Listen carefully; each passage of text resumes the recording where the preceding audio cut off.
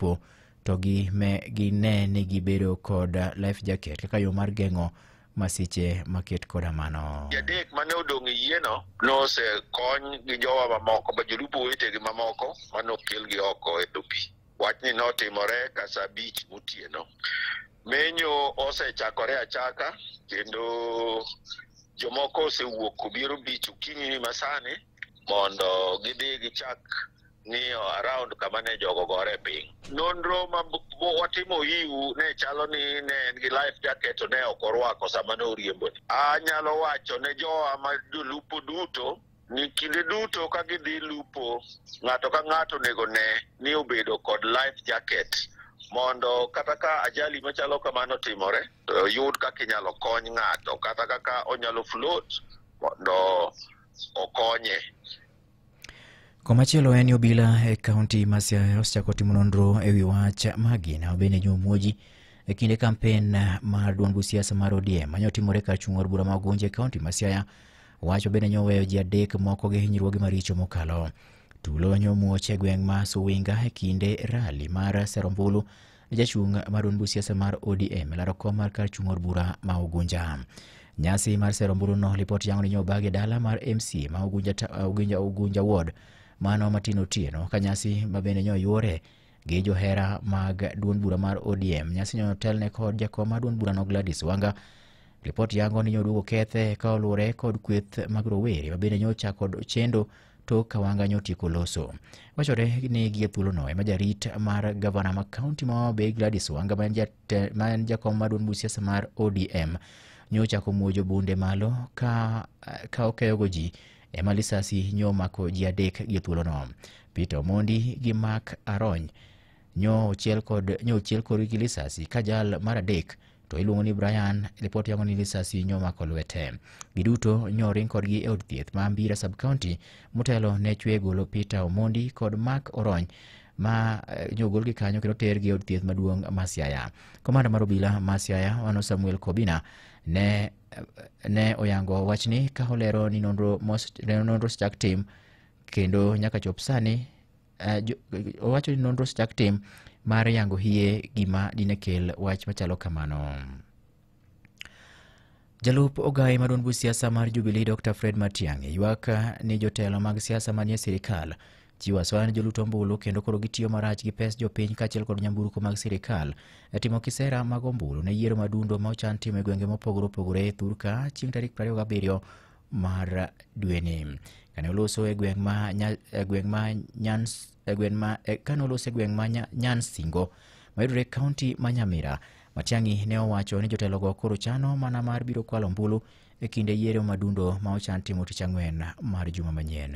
Haya mambo mnaona hapa ya kuonga na unauliza IBC, hii ni aibu ya ajabu. Pesa sasa inaongwa hapa mchana. Hata leo nimeona kule mbele wanaweka watu kwa laini wanawapea pesa mchana. IBC inaangalia maneno yote, magari ya serikali, watu wa serikali, na hao wanapiga hapa kujigamba kusema tutaiba kura. Ogai mar Odielo Buche Martha Koome oywago pok matin ma piny owacho chiwo ni bad migawo mar Odielo Buche ka olero ni koro gima kamano kelo ng'ikruok maduong' mokalo ne chwalo chenro madwarore yo makare ne oganda jo Kenya. Kane oloso kinde bende ne ogolo ripot e wi chal mar weche mag chike kaachiel kod ratiro ma higani. Koome ne owacho ni gik moko ma koro itiyo godo e ute mag yalo buche ma Thurka bende koro oti ma koro dwaro ni tie mondo mi kaber to kel moko manyien. These financial constraints continue to affect our infrastructure development, our digitization, because our servers now are growing old and because of the overload. If there is anything that keeps me up at night, makes me lose sleep, is to imagine that we are going to lose the gains we have made in digitization. We also need to recruit judges, judicial officers, also for the tribunals, and we need to increase our capacity in terms of training and other operational capacities.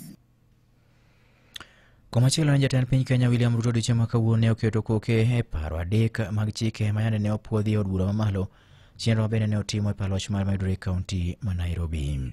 Paro mag chike ma bende Ruto ne ochwe kokego gin paro mar chik mar capital markets, golo ushuru e kuonde moko kaachiel kod paro mar chik ma bero yuto mar sirikal e kuonde kata kembe meke maong'ere kaka Government Owned Enterprises Bill.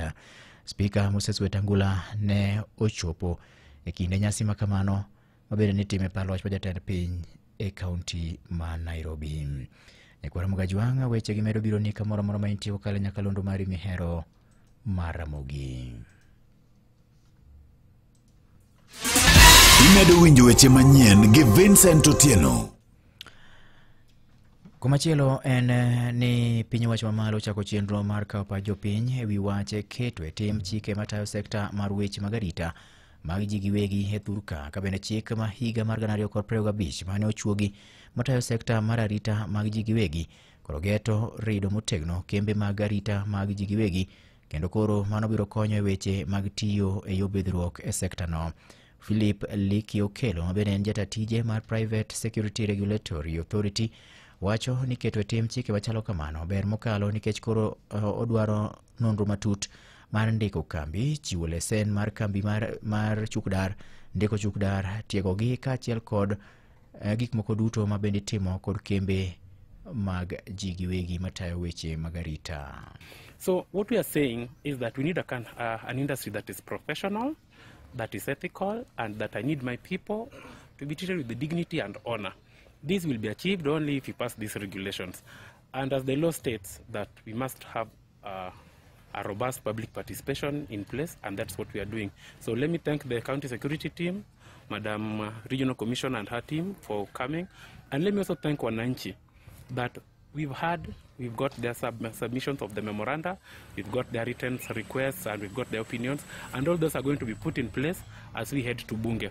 Also, we do not forget the assistance or the necessary support that we require from the Ministry of Interior and National Administration. So they are aware, and we are pushing this thing through. It's a stakeholder engagement, and we are going to have a discussion around it. What is good for consumption will go ahead, what is bad will drop here, and it's just about consensus. Giko weche manyien adi manyakwara mogi tudri gi James Rabala ka ng'uro musapar thuolo machielo ma ibiro weche manyien ka gibiro bedo mago ma otuch e kor gwenge. Mago ne weche manyien gi Vincent Otieno.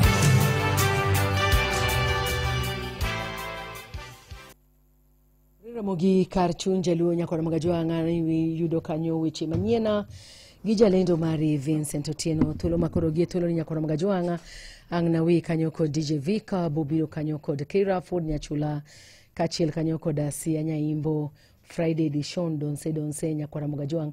Ero kamane nyakuom yiero nyakalondo mara Ramogi FM oritiuru masani.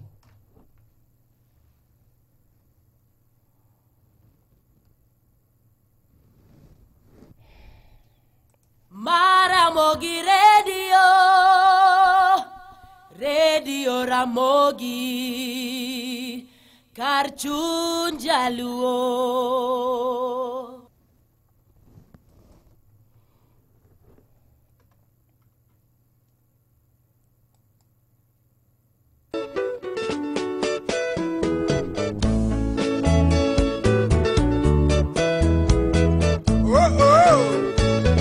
Oh, Mama Marcelina.